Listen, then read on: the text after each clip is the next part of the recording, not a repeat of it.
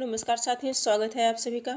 मित्रों, आज की क्लास में हम सभी भाषा विज्ञान से बनने वाले प्रश्नों को देखेंगे और ये class UP, TGT, PGT, LT grade, Bihar शिक्षक भर्ती टीआरई 4.0 को ध्यान में रख करके चलाई जा रही हैं। इस क्लास के माध्यम से हम सभी विभिन्न प्रतियोगी परीक्षा में आए हुए जो है प्रश्नों को सॉल्व करेंगे और अपनी तैयारी को और बेहतर बनाने की कोशिश करेंगे। तो आज की क्लास में हम भाषा विज्ञान के प्रश्न को देखेंगे और इसके अंतर्गत देखेंगे हिंदी की विभाषाएं, शब्द संपदा, ध्वनियाँ, देवनागरी लिपि, नामकरण, विकास, विशेषताएं, सीमाएं एवं सुधार के प्रयत्न। तो अब तक परीक्षा में जो भी प्रश्न बने हैं, किस तरह से परीक्षा में प्रश्न बनते हैं भाषा विज्ञान टॉपिक से, तो आइए हम सभी देखते हैं। हमारा जो पहला प्रश्न है सिद्धांत एवं भाषा बोली से है। पहला टॉपिक है सिद्धांत एवं भाषा बोली और इसमें हमारा जो पहला प्रश्न है, हिंदी इसी मिट्टी की बोली है। हिंदी इसी मिट्टी की बोली है और अरबी या फारसी से अधिक जनमानस के निकट है। किस भाषाविद का मत है? ये पूछा गया है कि ये जो मत है ये किस भाषा विद्वान का है। ठीक है, किस भाषाविद का है? तो ऑप्शन ए है ग्रियर्सन, बी है 1901 की जनगणना की रिपोर्ट, सी है फैलन, डी है रिचर्ड्स। तो चारों ऑप्शन में से बताना है कि ये किसका मत है। हिंदी इसी मिट्टी की बोली है और अरबी तथा फारसी से अधिक जनमानस के निकट है। प्रश्न संख्या 1 और इसका करेक्ट आंसर होगा हमारा सी। ठीक है, ये क्या है? सी। सी में कौन है? फैलन है, यानी कि करेक्ट आंसर हमारा सी होगा। ग्रियर्सन ने कहा है कि हिंदी एक भाषा है, यही अर्थात हिंदी एक भाषा है जिनमें दो विभिन्न प्रांतों के लोग आपस में बातचीत करते हैं। यह भारत में सर्वत्र समझी जाती है। इसे कौन कहा है? ग्रियर्सन ने कहा है कि विभिन्न प्रांतों के लोग आपस में बातचीत करते हैं, जिसमें दो विभिन्न प्रांतों के लोग आपस में बातचीत करते हैं। ठीक है, आपस में बातचीत करने की बात किसने कहा है? तो ग्रियर्सन ने कहा है। आगे हम सभी देखेंगे 1901 की जनगणना की रिपोर्ट के अनुसार हिंदी के पास ऐसा शब्दकोश और अभिव्यक्ति की ऐसी सामर्थ्य है जो अंग्रेजी से किसी प्रकार कम नहीं है। ये जो है इसके अकॉर्डिंग है, 1901 जनगणना की रिपोर्ट के अकॉर्डिंग। तो जो हमारा प्रश्न है, प्रश्न के अकॉर्डिंग जो हमारा आंसर है वो हो जाएगा फैलन। क्या हो जाएगा? फैलन हो जाएगा। आगे हम सभी देखेंगे जो हमारा अगला प्रश्न है, प्रश्न संख्या 2 देखेंगे। देवनागरी में यद्यपि जेड और एफ, जा और फा के लिए वर्ण नहीं है, फिर भी यहाँ यह सभी ज्ञात लिपियों से अधिक पूर्ण एवं संतुलित है। किस विद्वान का मत है? Isaac Pitman, Monier Williams, Gaurishankar Hirachandra Ojha, Radheshyam Shastri. चारों ऑप्शन में से बताना है कि किसका है। तो इसका करेक्ट आंसर है मोनियर विलियम्स, यानी कि करेक्ट आंसर हमारा बी हो जाएगा। ठीक है, अगला हम आगे चलते हैं। निम्नलिखित विकल्पों में से अवधि का सही उदाहरण चुनिए। अवधि का उदाहरण चुनना है। एक माँ के दो धिवाड़े आछे, एक भाई के दो बेटे आछे। इसमें देखना है कि अवधि क्या है ना। हम कैसे पहचानेंगे कि ये अवधि है? एक मनई के दो बेटवे रहीन, एक औरत के दो लड़के थे। तो चारों ऑप्शन में से हमें बताना है कि अवधि कौन है। तो सबसे शुद्ध यही समझ में आए, एक मनई के दो बेटवे रहीन, यानी कि करेक्ट आंसर हमारा क्या होगा? सी बनेगा। आगे देखेंगे प्रश्न संख्या 4 देखेंगे। प्राचीनतम भारतीय भाषा कौन सी है? प्राचीनतम, प्रश्न संख्या 4, प्राचीनतम भारतीय भाषा कौन सी है? अपभ्रंश, बी ऑप्शन है वैदिक संस्कृत, सी ऑप्शन है लौकिक संस्कृत, डी है अवहट्ट। प्राचीनतम भारतीय भाषा कौन सी है? तो इसका राइट आंसर हो जाएगा वैदिक संस्कृत। क्या होगा? वैदिक संस्कृत। करेक्ट आंसर हमारा क्या बनेगा? बी बनेगा। और भारतीय आर्य भाषा को कालक्रम की दृष्टि से निम्न भागों में बांटा गया है, जैसे प्राचीन भारतीय आर्य भाषा, मध्यकालीन और आधुनिक। पहला क्या है? प्राचीन। प्राचीन भारतीय आर्य भाषा हो गया, प्राचीन भारतीय आर्य भाषा। फिर दूसरा क्या है? मध्यकालीन भारतीय आर्य भाषा, और तीसरा क्या है, आधुनिक। तीसरा क्या है, आधुनिक कालीन। अब इसे बांट दिया गया है, जैसे प्राचीन भारतीय आर्य भाषा को वैदिक संस्कृत और लौकिक संस्कृत 2 भागों में बांटा गया है, और मध्यकालीन को 3 भागों में, पाली, प्राकृत और अपभ्रंश। ठीक। और आधुनिक कालीन आर्य भाषा 1000 ईस्वी से अब तक है। तो इस तरह से है। तो प्राचीन भारतीय आर्य भाषा कौन सी है, तो हमारी है वैदिक संस्कृत। ठीक है, आगे बढ़ते हैं हम। प्रश्न संख्या 5 देखेंगे। हिंदुस्तान की एकता के लिए हिंदी भाषा जितना काम देगी, उससे बहुत अधिक काम देवनागरी लिपि दे सकती है, किन महापुरुष के मत हैं? ऑप्शन ए है जेम्स प्रिंसेप, बी है जॉन एफ क्लिंट, सी है जॉन मार्शल, डी है आचार्य विनोबा भावे। प्रश्न संख्या 5, तो इसका करेक्ट आंसर है आचार्य विनोबा भावे, यानी कि करेक्ट आंसर हमारा डी हो जाएगा, आचार्य विनोबा भावे। हिंदुस्तान की एकता के लिए हिंदी भाषा जितना काम देगी, उससे बहुत अधिक काम देवनागरी लिपि दे सकती है। किन महापुरुष के मत हैं, तो आचार्य विनोबा भावे के मत हैं। आगे हम सभी देखेंगे। हाँ, भारत की संविधान सभा में थोड़ा सा इम्पोर्टेंट तथ्य देख लेते हैं। भारत की विधानसभा में 9 सितंबर 1949 को संविधान की 8वीं अनुसूची और अनुच्छेद 343 ए में हिंदी को राजभाषा और देवनागरी लिपि को उसकी लिपि बनाई गई। तो इम्पोर्टेंट तथ्य है ये। आगे देखेंगे, ब्रजभाषा का केंद्रीय क्षेत्र कहाँ है? मगध, द्वारिका, अयोध्या, मथुरा।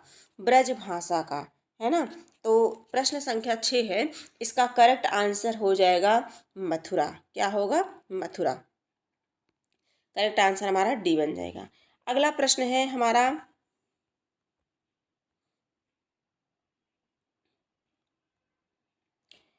और हम सभी देख लेते हैं कि कहाँ कहाँ बोली जाती है ब्रज भाषा।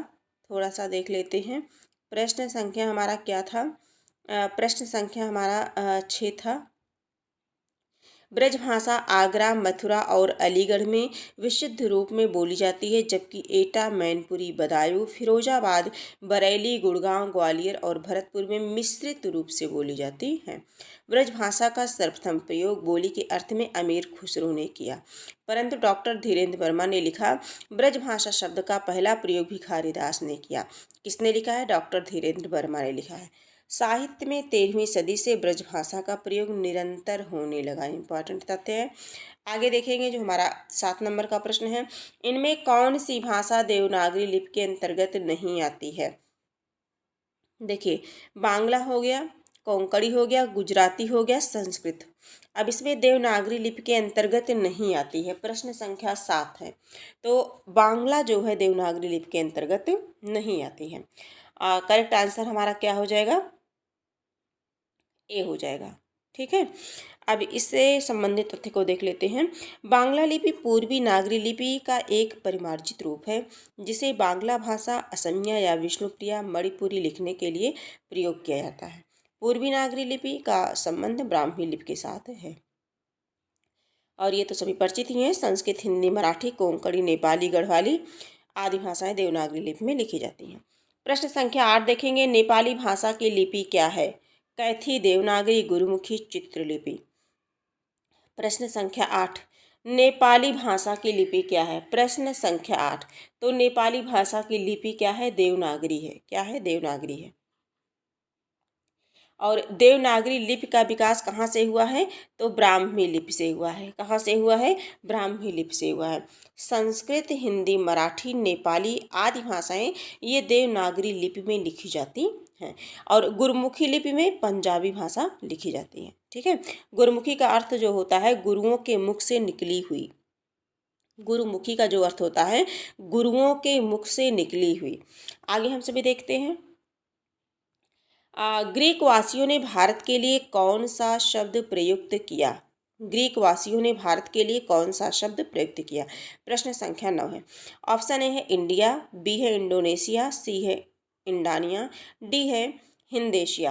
तो 9 नंबर का प्रश्न है, और इसका करेक्ट आंसर हो जाएगा इंडिया। ग्रीक वासियों ने भारत के लिए कौन सा शब्द प्रयुक्त किया? तो इंडिया। करेक्ट आंसर ए हो जाएगा। आगे देखेंगे, भारत को भारतवर्ष, जम्बूद्वीप, भारतखंड, आर्यावर्त, हिंदुस्तान आदि अन्य नामों से जाना जाता है। और मिनहाज ए सिराज ने 13वीं शताब्दी में पहली बार हिंदुस्तान शब्द का प्रयोग किया। इम्पॉर्टेंट है, मिनहाज सिराज ने 13वीं शताब्दी में पहली बार हिंदुस्तान शब्द का इस्तेमाल किया था। अब जो हमारा अगला प्रश्न है, प्रश्न संख्या 10 पर हम बढ़ते हैं। जितने भी तथ्य हैं सभी बहुत ही इम्पॉर्टेंट हैं। खरोष्ठी लिपि भारत के किस क्षेत्र में प्रचलित है? दक्षिणोत्तर क्षेत्र, पश्चिमोत्तर क्षेत्र, उत्तर क्षेत्र, पूर्वोत्तर। खरोष्ठी लिपि की बात हो रही है, तो खरोष्ठी लिपि पश्चिमोत्तर क्षेत्र में है। तो करेक्ट आंसर हमारा क्या बनेगा? बी बनेगा। प्रश्न संख्या 11 देखेंगे। पश्चिमी हिंदी की उत्पत्ति इनमें से किस अपभ्रंश से हुई है? सौरसेनी, पैसाची, मागधी और अर्धमागधी। प्रश्न संख्या 11, पश्चिमी हिंदी की उत्पत्ति इनमें से किस अपभ्रंश से हुई है? तो पश्चिमी हिंदी सौरसेनी से है, सभी परिचित हैं इससे। करेक्ट आंसर हमारा ए हो जाएगा। पश्चिमी हिंदी किससे है? सौरसेनी अपभ्रंश से। देखिए, जो सौरसेनी अपभ्रंश, पश्चिमी हिंदी की उत्पत्ति सौरसेनी से हुई है। और भोलानाथ तिवारी ने क्षेत्रीय तथा संबंध अपभ्रंशों के आधार पर इन्होंने वर्गीकरण किया है और बताया कि सौरसेनी से पश्चिमी हिंदी निकली है, पहली बार पश्चिमी निकली है। और इसके बाद क्या निकली है? राजस्थानी निकली है।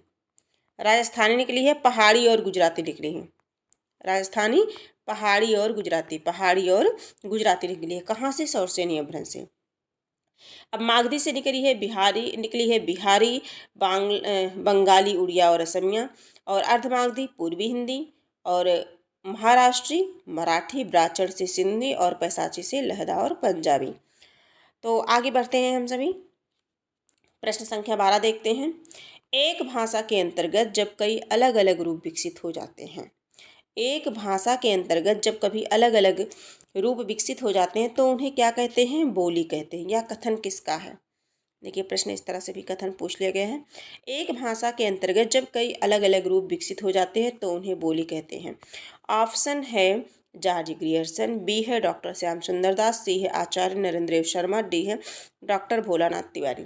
प्रश्न संख्या 12, तो इसका करेक्ट आंसर हो जाएगा D, doctor Bholanath Tiwari. Doctor Bholanath Tiwari. आगे हम सभी देखते हैं हमारा जो अगला प्रश्न है। आगे देखेंगे, अब श्याम सुंदर दास के भी कथन देख लेते हैं। मनुष्य और मनुष्यों के बीच वस्तुओं के विषय में अपनी इच्छा और मति का आदान प्रदान करने के लिए व्यक्त ध्वनि संकेतों का जो व्यवहार होता है उसे हम क्या कहते हैं? भाषा कहते हैं। किसने कहा? श्याम सुंदर दास ने। 13 नंबर का प्रश्न है, निम्नलिखित में से पूर्वी हिंदी की बोली नहीं है? अवधी, बी है बघेली, सी है ब्रजभाषा, डी है छत्तीसगढ़ी। पूर्वी हिंदी की बोली नहीं है उसे हमें बताना है। तो प्रश्न संख्या 13 का हमारा करेक्ट आंसर हो जाएगा ब्रजभाषा, सी हो जाएगा। क्या हो जाएगा? देखिए, पूर्वी हिंदी, अवधी, बघेली, छत्तीसगढ़ी, यानी कि ए, बी और सी ट्रिक के माध्यम से हम सभी याद करते हैं। और ये ब्रज नहीं है, तो करेक्ट आंसर हमारा क्या हो जाएगा? सी हो जाएगा। ठीक है। और ब्रज पूर्वी की नहीं है तो किसकी है? ये पश्चिमी की है। किसकी है? पश्चिमी हिंदी की है। आगे पश्चिमी हिंदी किससे निकली है? तो सौरसेनी अपभ्रंश से निकली है। बिहारी मागधी से, और पूर्वी हिंदी अर्धमागधी से निकली है। आगे हम सभी देखेंगे 14 नंबर का जो हमारा प्रश्न है, निम्नलिखित में से कौन सी भाषा सामी भाषाओं में शामिल नहीं है? इब्रानी, अरबी, हफ्सी, फारसी। 14 नंबर का प्रश्न है और इसका करेक्ट आंसर हो जाएगा फारसी, डी वाला हो जाएगा। करेक्ट आंसर क्या होगा? डी होगा। ठीक है। आगे हम सभी देखते हैं जो हमारा अगला प्रश्न है। ये आप देख सकते हैं, इनके बोलने वालों की संख्या विश्व में सबसे ज़्यादा है। फारसी सामी भाषाओं में शामिल नहीं है। भारोपीय भाषा परिवार विश्व में बोली जाने वाली भाषाओं में सर्वप्रमुख है। देखिए, भारोपीय भाषा परिवार के अंदर संस्कृत, पाली, प्राकृत, अपभ्रंश, हिंदी, बंगाली, फारसी, ग्रीक, लैटिन, अंग्रेजी, रूसी, जर्मन, पुर्तगाली, इतालवी, ठीक है, इत्यादि।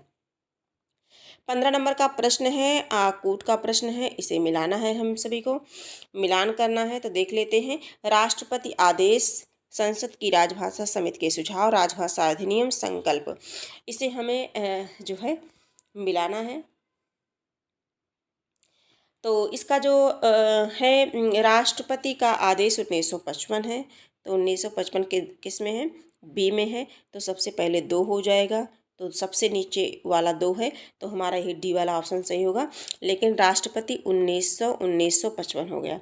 राष्ट्रपति आदेश 1955। संसद की राजभाषा समिति के सुझाव 1959 तीसरा वाला हो जाएगा, दूसरा का। और राजभाषा अधिनियम 1963, संकल्प 1968। संकल्प 1900 किस होगा, 68 होगा। तो आगे हम बढ़ते हैं। इस प्रकार से हमारा डी वाला राइट आंसर हो जाएगा, ये आप देख सकते हैं। आगे है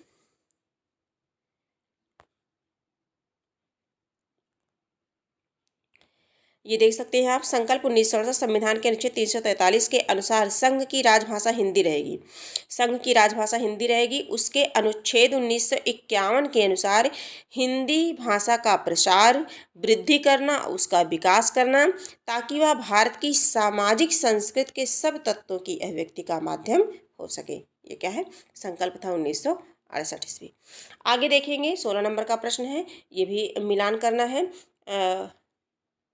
सूची ए का सूची बी से मिलान करना है। तो इसमें हम देखेंगे जैसे ध्वनियों को देखेंगे।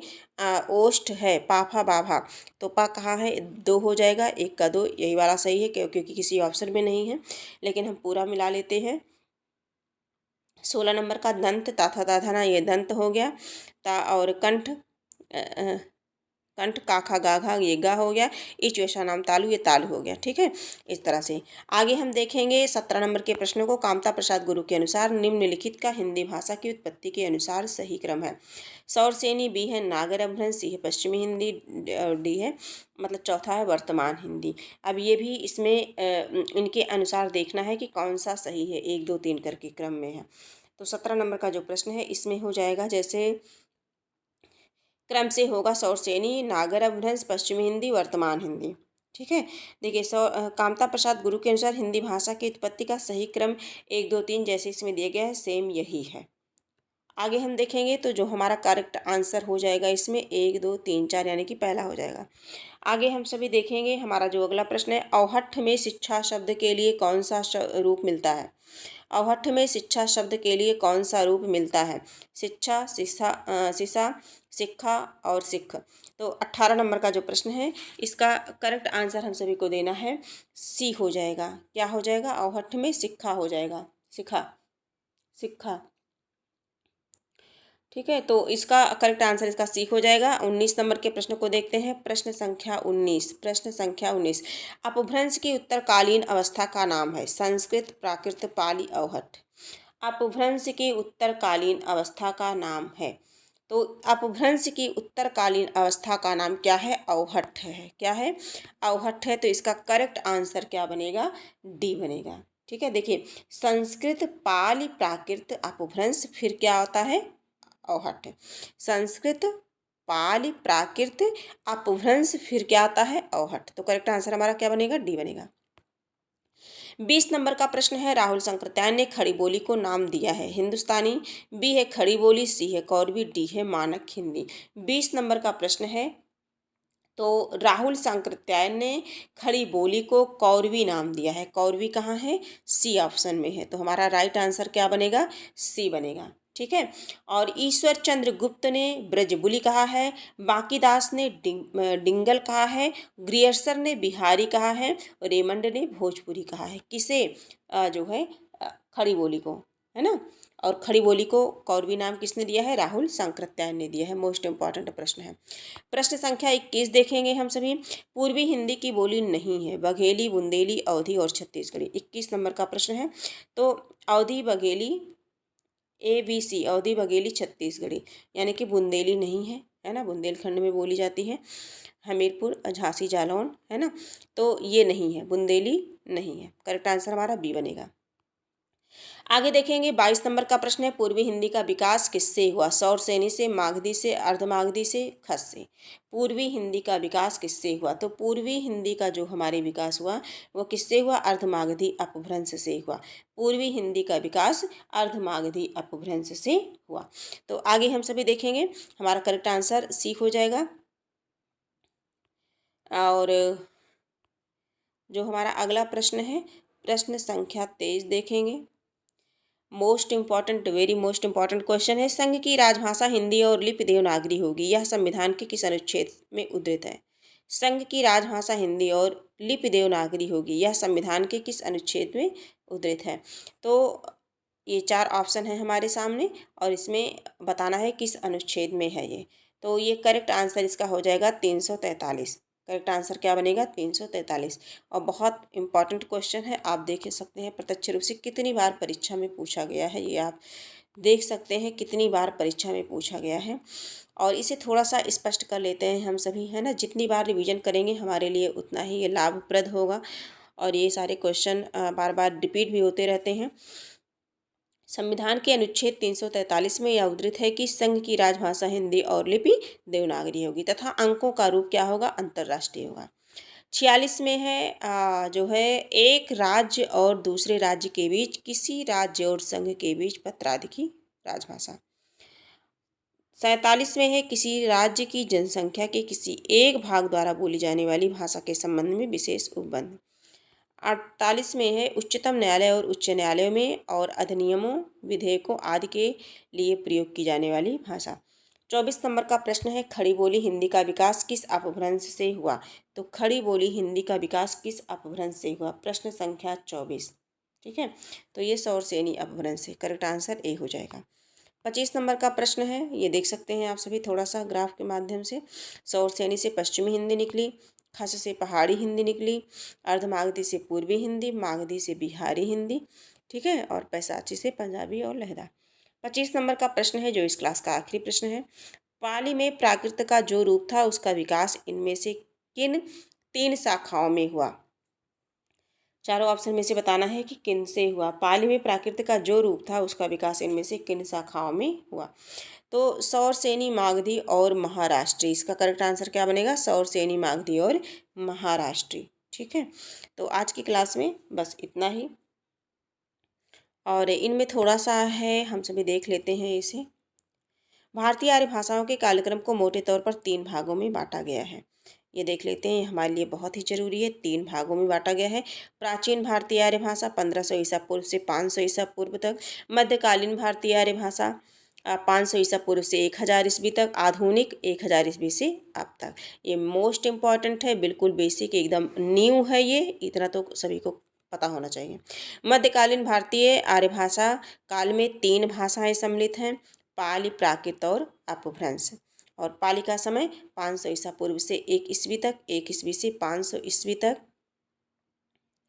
500 ईस्वी से 1000 ईस्वी तक। ठीक है, और उत्तर भारत में अपभ्रंश के 7 क्षेत्रीय रूपांतर प्रचलित थे, जिससे आधुनिक भारतीय आर्य भाषाओं का कालांतर में विकास हुआ।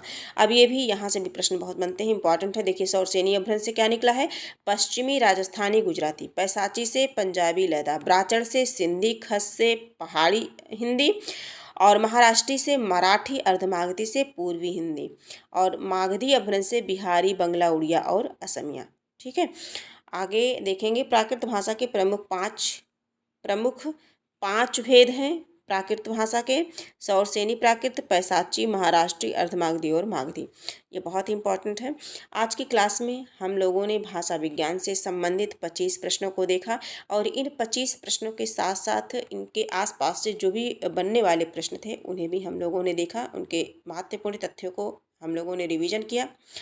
और इस क्लास के माध्यम से हम सभी विभिन्न प्रतियोगी परीक्षा में पूछे गए महत्वपूर्ण प्रश्नों को देखेंगे, रिवीजन करेंगे, और उनसे बनने वाले प्रश्न उस क्षेत्र से, यानी कि उस टॉपिक से और प्रश्न किस तरह से परीक्षा में बन सकते हैं, इन सभी को हम सभी साथ साथ देखते और सीखते चलेंगे। इसी तरह से प्रतिदिन क्लास के माध्यम से हम अपनी तैयारी को और बेहतर बनाने की कोशिश में लगे रहेंगे। और परीक्षा जब भी होगी, परीक्षा तो होगी ही, निश्चित है कि परीक्षा होगी। बस यही है कि जब तक टल रहा है, आज नहीं तो कल परीक्षा तो होनी ही है। तो हम सभी को अपनी तैयारी को बेहतर से बेहतर बनाना है। तो आज की क्लास में इतना ही, फिर हम आगे के प्रश्नों को लेकर के आपके समक्ष उपस्थित होते रहेंगे। तब तक के लिए धन्यवाद।